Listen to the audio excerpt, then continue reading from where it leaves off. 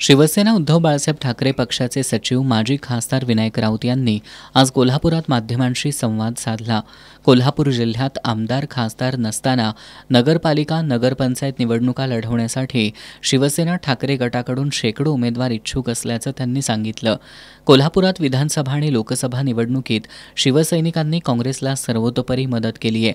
त्यामुळे स्थानिक स्वराज्य संस्था निवडणुकीत काँग्रेसनं शिवसेना ठाकरे गटाला सहकार्य करावं अशा कार्यकर्त्यांच्या भावना असल्याचं त्यांनी सांगितलं। नियमबाह्य पद्धतीनं पुण्यातील कोरेगाव पार्कमधील सरकारी जमीन खरेदी घोटाळ्याची जबाबदारी स्वीकारून उपमुख्यमंत्री अजित पवारांनी राजीनामा द्यावा अशी मागणी माजी खासदार राऊत यांनी केली। जर एकनाथ खडसेंना तडफडून त्यांना वाळीत टाकलं जातं, त्यांच्यावर कारवाई केली जाते आणि खुद्द अजित पवारांचा सुपुत्र तो एवढं मोठं घोटाळा महाघोटाळा म्हटलं पाहिजे, अजून काही शब्द असेल तर सांगा सर।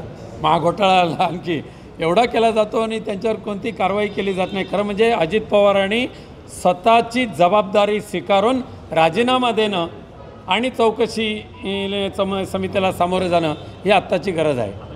कोल्हापूर जिल्ह्यातील स्थानिक स्वराज्य संस्थांच्या निवडणुकीच्या जागा वाटपाबाबत काँग्रेसचे विधान परिषदेतील गटनेते आमदार सतेज पाटील यांची भेट घेऊन त्यांच्याशी चर्चा करणार असल्याचंही त्यांनी सांगितलं।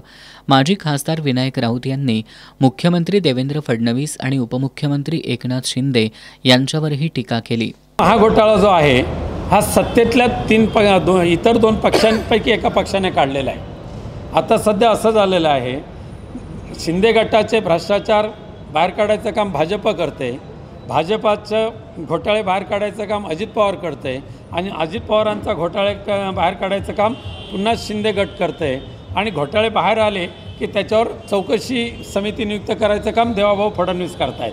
त्यामुळे हे तिन्ही पक्ष एकमेकाच्या तंगड्या खेचायचं काम करतात। लवकरच त्यांचं विसर्जन हो ही जगदंबेकडे प्रार्थना।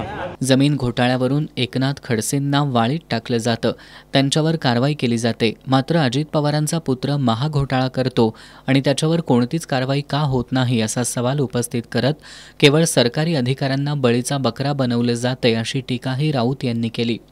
पत्रकार परिषदेला आमदार सुरेश प्रभू, उपनेते अरुण दुधवडकर, उपनेते संजय पवार, पक्षाचे प्रवक्ते नितीन बानुगडे पाटील, जिल्हाप्रमुख रविकिरण इंगवले, जिल्हाप्रमुख सुनील शिंत्रे, शहर प्रमुख सुनील मोदी आदी उपस्थित होते।